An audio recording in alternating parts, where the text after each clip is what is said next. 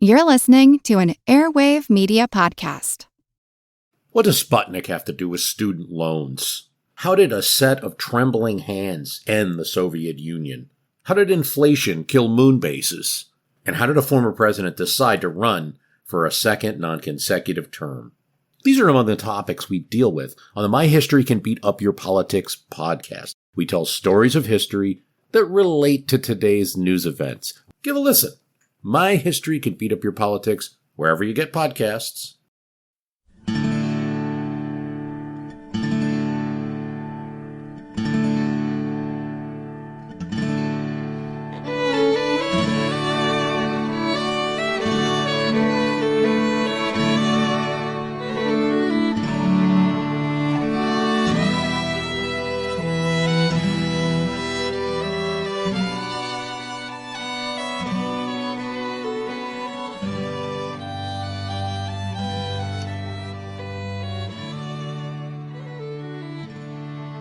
Hey everyone, thanks for tuning in to episode 392 of our Civil War podcast. I'm Rich. And I'm Tracy. Hello y'all, welcome to the podcast. As y'all will recall, we used the last episode to get us started on the Chickamauga story arc. We'll use this episode to continue setting the stage for the battle. As we talked about previously, William Rosecrans' Tullahoma campaign was one of the most brilliant and successful strategic maneuvers of the war. Feinting in one direction, while striking with his main force beyond the rebels' right flank, Rosecrans used deception to get into position to threaten Braxton Bragg's vital line of communication and supply. The Tullahoma campaign, lasting only 11 days and costing the Federals less than 600 casualties, resulted in the Confederates being outflanked and forced to retreat from their prepared defensive lines.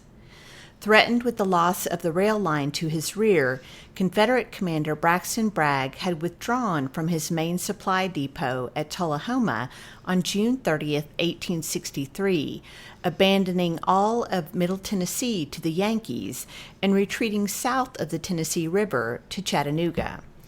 Rosecrans was delighted with his quick success. In the midst of the current Vicksburg-Gettysburg euphoria, though, he urged the War Department in Washington not to discount his army's triumph just because Tullahoma was, quote, not written in letters of blood. And Rosecrans had a point. He had struck the Confederacy a severe blow, and one that hurt the rebels worse in some ways than the nearly simultaneous Battle of Gettysburg. Right. That's because the loss of territory, as always, was demoralizing to the Confederates in general, and especially to those who lived within the region. And the Tullahoma campaign cost the Confederacy a huge chunk of territory, and with it went as many as several thousand rebel soldiers who decided to give up on the war and desert once their homes were behind Union lines. And while the Gettysburg campaign, when all was said and done, actually significantly eased Confederate supply problems in the East, Tullahoma, with the loss of Middle Tennessee, worsened those problems in the West.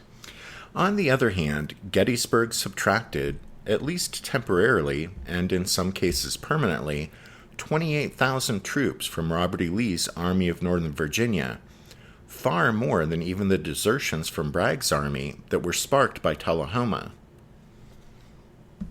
In the end, as Rosecrans had feared, his almost bloodless victory in Middle Tennessee was overshadowed by the fanfare surrounding the major Federal triumphs at Vicksburg and Gettysburg, both of which had far more impact on public opinion, both North and South, than did the Army of the Cumberland's maneuverings in Tennessee. Indeed, Old Rosie was soon reminded by his superiors in Washington that his two primary objectives still lay before him, that is, the capture of Chattanooga and the destruction of Bragg's army.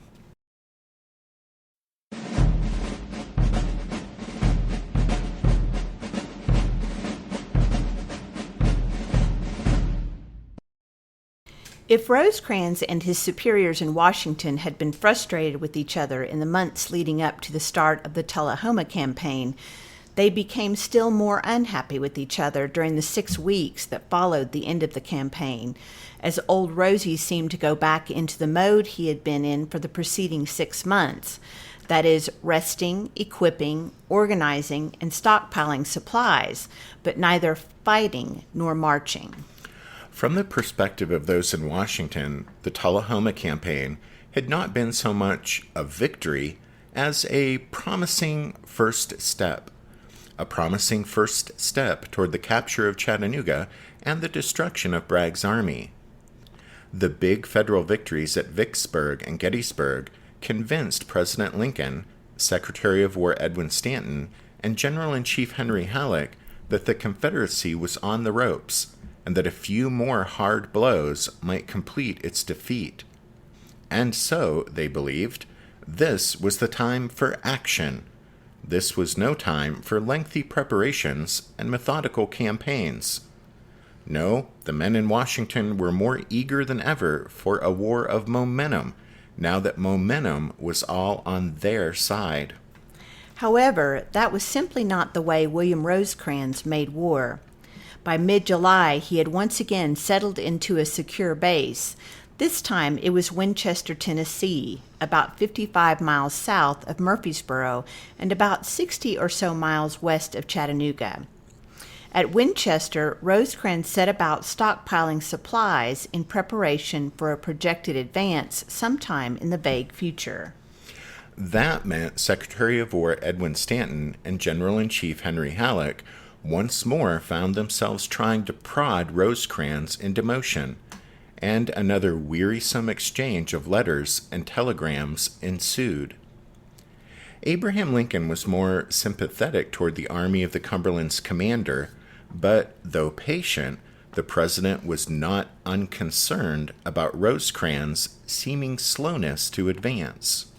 For his part, Rosecrans, with some justification, thought that his superiors in Washington simply didn't appreciate the problems he faced operating in southeast Tennessee. For starters, unlike the federal armies in Virginia and Mississippi, whose supply lines were either short, relatively speaking, or waterborne, rendering those supply lines essentially unbreakable, the Army of the Cumberland, in order to sustain itself in a rugged and barren countryside, was forced to depend almost entirely upon a long and vulnerable single-track railroad stretching all the way back to Louisville, Kentucky. One reason Rosecrans couldn't simply press on after the Tullahoma campaign was because he needed to stockpile mountains of supplies at forward bases in order to be prepared for anticipated interruptions of his tenuous logistical lifeline. In addition, those bases, along with the railroad, had to be protected with garrisons, blockhouses, and patrols. For example, a huge base was established at Murfreesboro near the old Stones River battlefield.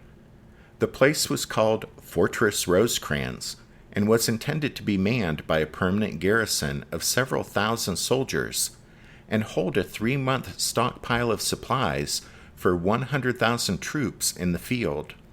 However, logistical concerns weren't the only problems confronting Rosecrans.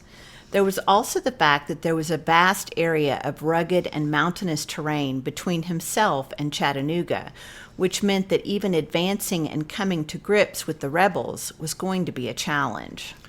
For the Federals, just reaching the Tennessee River would be a tremendous undertaking.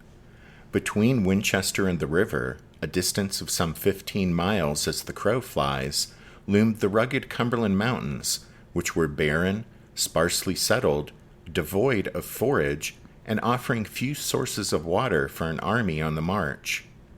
Scattered through the wild vista of desolate oak ridges, cedar thickets, and dark gorges were a handful of dirt-poor farmers trying to scratch out a living on small parcels of land. The Yankees would find similar conditions once they crossed the Tennessee, since little of the land around Chattanooga was cultivated, and the long, high ridges that paralleled the river on the east side were as barren as the Cumberlands to the west. What few roads crossed them were little more than narrow wagon trails, described by one man as, quote, rough, stony, and ascended in steep zigzags.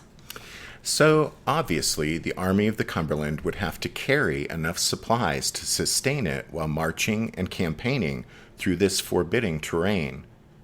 A secure line of supply to the rear was crucial, as were forward depots to stockpile food for the men, fodder for the horses and mules, and ammunition for an army of 65,000 soldiers. Rosecrans was keenly aware of all of this, even if Washington was not, and so he refused to be rushed as he laid out the logistical foundation for a possibly lengthy campaign in a rugged and barren region.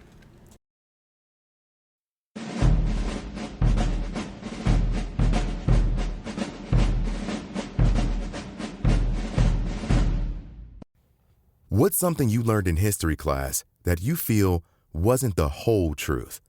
Better yet, what's something you didn't learn at all that was omitted completely? That's what I'd like to call redacted history. I believe that all history, no matter how good or bad, needs to be told. There are wars, massacres, battles, and entire historical events that are just not in our school's history books. Have you ever heard of Mary Bowser? I didn't think so. My name is Andre White, the host of the Redacted History Podcast, the place where history's forgotten events, heroes, and villains get their story told, one episode at a time. So come huddle around the campfire with me and get ready to hear the stories that you were robbed of. And get comfortable. We're going to be here a while. The Redacted History Podcast. Real history never dies. Stream the Redacted History Podcast on Apple Podcasts, Spotify, or wherever else you get your podcasts. Did archaeologists discover Noah's Ark?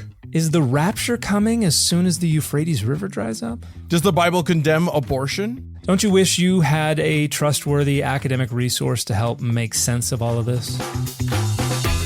Well, I'm Dan Beecher, and he's award-winning Bible scholar and TikTok sensation Dr. Dan McClellan, and we want to invite you to the Data Over Dogma podcast, where our mission is to increase public access to the academic study of the Bible and religion, and also to combat the spread of misinformation about the same. But, in a fun way. Every week we tackle fascinating topics, we go back to source materials in their original languages, And we interview top scholars in the field. So whether you're a devout believer, Or you're just interested in a clear-eyed, deeply informed look at one of the most influential books of all time, we think you're going to love the Data Over Dogma podcast. wherever you subscribe to awesome shows. Having looked at the challenges facing William Rosecrans, let's turn our attention now to his opponent, Braxton Bragg, because although Bragg had the age-old advantage of the defender, his task was far from easy. First, as we've talked about several times now, the Army of Tennessee's high command was a tangled mess of bitterness, jealousy, and hatred. By far the greatest problem with the rebel army was its officer corps, particularly those in highest rank. Leonidas Polk's continued presence was a toxic tumor that, unfortunately for Bragg, had proved all but impossible to remove due to the Bishop General's friendship with Jefferson Davis. To be sure, Bragg had his faults, but no general, not even a Lee or a Grant, would have been likely to succeed against the poisonous command circumstances that Bragg faced. Besides daunting command challenges, Bragg also faced operational problems with no easy solutions. That's because although the region around Chattanooga was full of wonderful defensive positions, the Federals' potential routes across the Cumberland were spread over 150 miles of front, and Bragg simply couldn't cover all the passes through the mountains in force. A possible solution might have been for Bragg to use his cavalry to patrol his front aggressively, and hope that it would provide him with warnings of the Yankees' approach, so that he'd have ample time to take up a strong defensive position at the point where the enemy was attempting to cross the mountains. But with so much front to cover, Bragg thought he instead needed his horsemen extending his area of surveillance on either flank. His thinking was that a successful Federal lodgment on his side of the Cumberlands might be regrettable, but a sizable enemy force going unnoticed around one of his flanks and into his rear would be a disaster. To complicate matters further for Bragg, Federal General Ambrose Burnside was up in Kentucky with a small army, tasked with moving south through the Cumberland Gap and capturing Knoxville in East Tennessee. Burnside's name will, of course, be familiar to you guys from his time as commander of the Army of the Potomac. Well, after he was sacked following the defeat at Fredericksburg and the debacle of the Mud March, he didn't leave the service, but instead he had been shuffled out to Ohio, where he now commanded this force, a new Army of the Ohio, with the primary objective of striking down through Kentucky to capture the city of Knoxville and finally liberating East Tennessee. Bonus points if you remember that liberating East Tennessee had for a long time been high on Abraham Lincoln's wish list, since that region was well known for having a strong pro-Union sentiment and had been unhappy under Confederate rule. In any case, during the Vicksburg campaign, the Ninth Corps, about half of Burnside's strength, had been sent out to Mississippi to aid Ulysses S. Grant's efforts to take the Riverside Fortress. But now the Ninth Corps was back, and Bragg was receiving reports that Burnside would soon be striking south from Kentucky, threatening Knoxville and the East Tennessee and Virginia Railroad, which was Bragg's most important direct link with Confederate forces in Virginia. From Bragg's point of view, the most worrisome scenario would be for Rosecrans to link up with Burnside before attacking Chattanooga. The possibility of a Rosecrans-Burnside link-up was simply too serious a threat for Bragg to ignore. Bragg had to guard against that threat, and that meant deploying his forces more heavily on the northeast side, or Knoxville side of Chattanooga, where they could watch the Tennessee River fords upstream from the city. Thus deployed, Bragg waited for Rosecrans to make the next move. And as we'll see next time, Rosecrans started positioning his forces mid-August and made his move a few weeks later.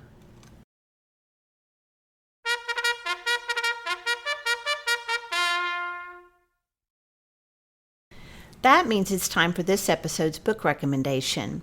And our recommendation this time is Gateway to the Confederacy, New Perspectives on the Chickamauga and Chattanooga Campaigns, edited by Evan C. Jones and Wiley Sword. This book is actually a collection of 10 essays from Civil War historians looking at the campaigns waged by the Federals and Confederates to gain possession of Chattanooga. It's well worth picking up for its coverage of a wide variety of topics in these 10 essays. Don't forget you can find a list of all of our book recommendations if you head over to the podcast website, which is www.civilwarpodcast.org. Also at the website, you can find links to the show's Facebook page, Twitter feed, and Instagram account if you'd like to follow us on social media. Just a reminder that the music you hear at the start and at the end of every episode is from the song Midnight on the Water, and we use it with the kind permission of Spiritwood Music. Thanks for tuning in to this episode of The Civil War, 1861 to 1865, a history podcast. Tracy and I do hope that you'll join us again next time, but until then, take care. Thanks, everyone. Bye.